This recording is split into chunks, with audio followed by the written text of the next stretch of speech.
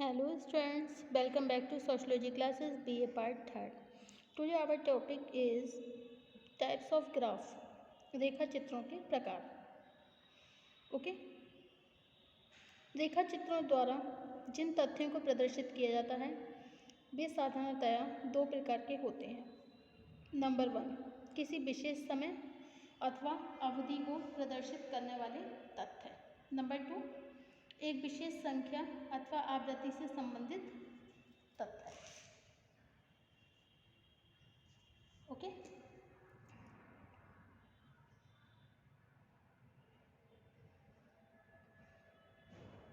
समकमाला में जब किसी तथ्य में होने वाले परिवर्तन को समय के आधार पर दिखाया जाता है तो उसे समय श्रेणी टाइम सीरीज कहा जाता है. इन श्रेणियों के आधार पर बनने वाले चित्र को हम कलिक बिंदु हिस्टोग्राम कहते हैं.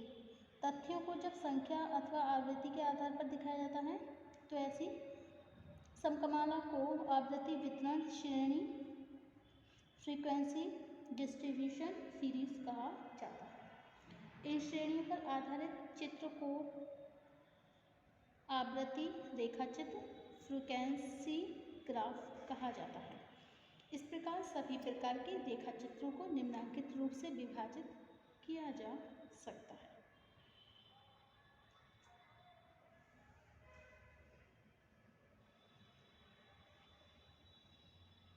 ओके.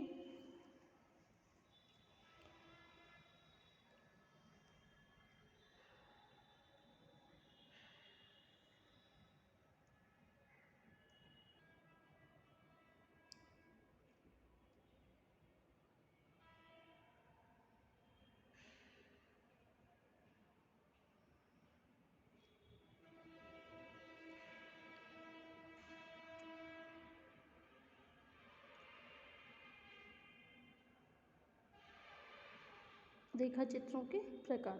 ओके.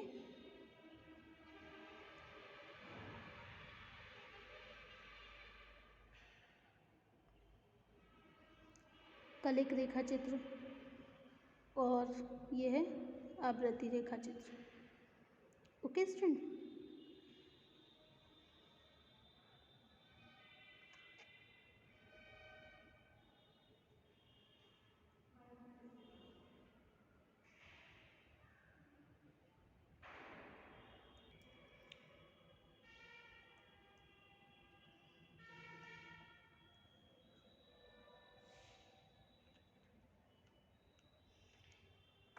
कालिक रेखा चित्रों में आते हैं जैसे एक चर कालिक चित्र, निरपेक्ष कालिक चित्र. और आवृत्ति रेखा चित्र में कौन से आते हैं?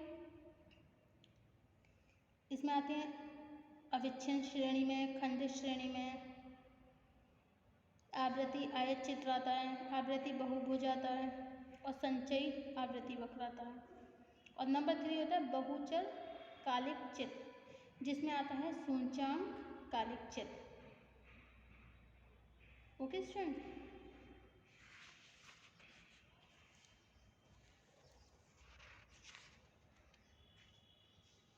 अब नंबर 1 आता है हमारा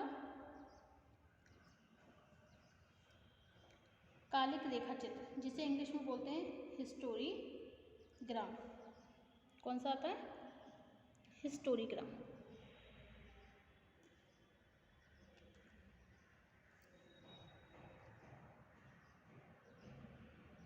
जैसा कि स्पष्ट किया जा चुका है, कालिक रेखा चित्र मुख्य रूप से दो भागों में विभाजित होते हैं. नंबर 1, एक चर कालिक चित्र तथा बहुचर कालिक चित्र. एक चर वाले कालिक चित्र भी, एक चर वाले जो कालिक रेखा चित्र होते हैं वो भी दो प्रकार के होते हैं.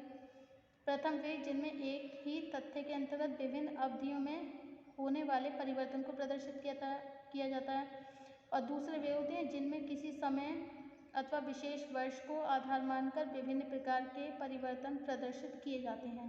इन्हें हम क्रमशः निरपेक्ष कालिक चित्र तथा सूचकांक कालिक चित्र भी कहते हैं.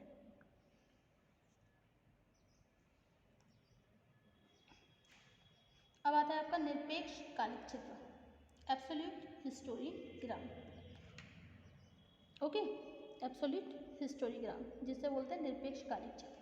निरपेक्ष कालिक चित्र वे होते हैं जिनमें एक ही तथ्य के अंतर्गत विभिन्न अवधियों में होने वाले परिवर्तनों को प्रदर्शित किया जाता है। ऐसे चित्र में बिंदु रेखा केवल एक ही होती है तथा इससे संबंधित पैमानों को कोटि अक्ष पर दिखाया जाता है।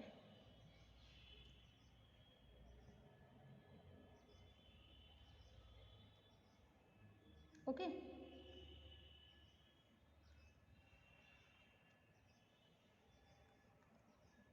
सेकंड आता है आपका सूचांक कालिक चित्र, इंडेक्स हिस्टोग्राम। इस प्रकार के रेखा चित्र का प्रयोग तब किया जाता है जब किसी तथ्य से संबंधित परिवर्तन सूचांक के रूप में होते हैं। निरपेक्ष कालिक चित्र तथा सूचांक कालिक चित्र में प्रमुख अंतर यह है कि पहले चित्र में किसी तथ्य के केवल वास्तविक मूल्य को प्रदर्शित किया जाता है, जबकि कालिक चित्र में चित्र की रचना एक विशेष वर्ष अथवा समय को आधार मानकर की जाती है। ओके, उदाहरण के लिए जब कभी भी हम किसी विशेष वर्ष, महीना, संख्या अथवा इकाई को आधार मानकर कीमतों में होने वाले परिवर्तन, श्रमिकों द्वारा उपार्जित आय अथवा प्रति व्यक्ति आय आदि को प्रदर्शित करते हैं, तो इसके लिए सूचांक कालिक चित्र की रचना की जाती है। Okay,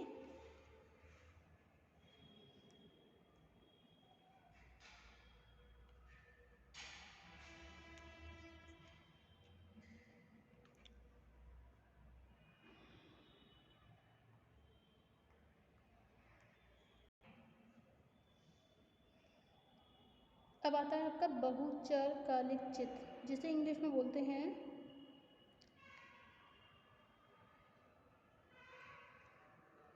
multi variable histogram. Okay, first आ गया आपका एब्सोल्यूट हिस्टोग्राम, सेकंड आ गया इंडेक्स सूचांक कालिक चित्र, इंडेक्स हिस्टोग्राम, थर्ड आ गया मल्टी वेरिएबल हिस्टोग्राम। ओके, इस प्रकार के कालिक चित्र में दो या दो से अधिक तथ्यों, चरों में समय क्रम के अनुसार होने वाले परिवर्तन को प्रदर्शित करके उसकी तुलनात्मक स्थिति को स्पष्ट किया जाता है।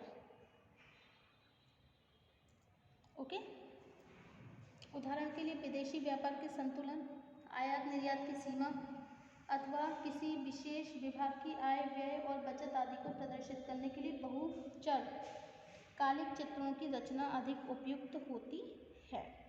ऐसे रेखा चित्रों के निर्माण में एक पैमाना मानकर सभी प्रकार के तथ्यों अथवा चरों को अलग अलग डिजाइनों में दी गई रेखाओं द्वारा प्रदर्शित किया जाता है।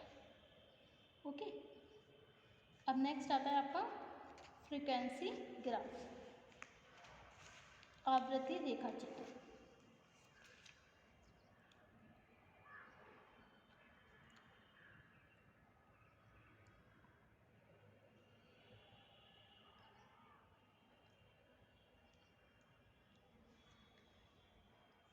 आवृत्ति वितरण में होने वाले परिवर्तन को भी बिंदु रेखीय चित्रों द्वारा प्रदर्शित किया जा सकता है। आवृत्ति के दृष्टिकोण से श्रेणियां अथवा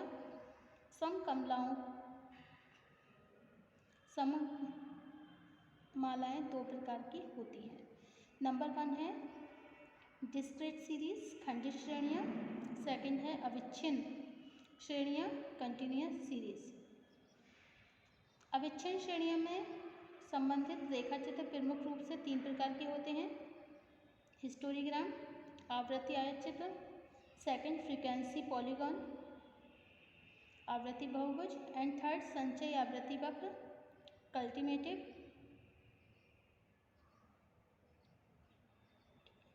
क्यूमुलेटिव फ्रीक्वेंसी कर्व। विभिन्न उदाहरण द्वारा इन सभी की प्रकृति को निम्नांकित रूप से हम समझ सकते हैं। नंबर 1 है ग्राफ इन डिस्क्रीट सीरीज, खंडित श्रेणी में रेखा चित्र। यह चित्र बहुत कालिक रेखा चित्र के समान ही बनाए जाते हैं। इनमें चरों को आधार रेखा पर तथा आवृत्तियों को खड़ी रेखा पर प्रदर्शित किया जाता है। नेक्स्ट है आवृत्ति आयत चित्र हिस्टोग्राम। आवृत्ति आयत चित्र अविच्छिन्न श्रेणी से संबंधित स्वरूप है। इस रेखा चित्र में विभिन्न वर्गांतरों, क्लास इंटरवल्स के अंतर्गत दी गई आवृत्तियों को आयत रेक्टेंगल के रूप में प्रदर्शित किया जाता है।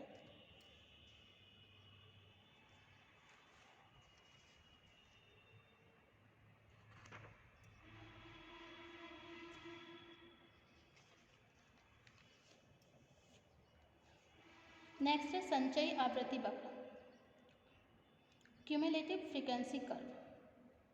किसी समंक माला में जब आवृत्तियाँ संचयी रूप में दी गई होती हैं तो उनके आधार पर बनाए जाने वाले रेखा चित्र को संचयी आवृत्ति वक्र कहा जाता है। ओके,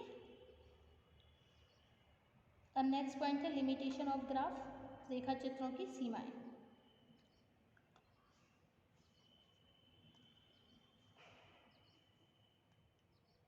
रेखा चित्रों के द्वारा चित्रों का निर्माण आदि अत्यधिक सावधानीपूर्वक ना किया जाए तो उनके आधार पर बहुत गलत परिणाम निकाले जा सकते हैं। इस दृष्टिकोण से रेखा चित्रों की प्रमुख सीमाएं अथवा दोषों को निम्नलिखित रूप से समझ सकते हैं। नंबर 1 है वैयक्तिक पक्षपात की संभावना, possibility of personal bias. Second है विशेष ज्ञान की आवश्यकता, need of specific knowledge. Third है पूर्णता का भाव, lake of completeness. And fourth है विशुद्ध माप का भाव, लेक ऑफ एक्यूरेसी।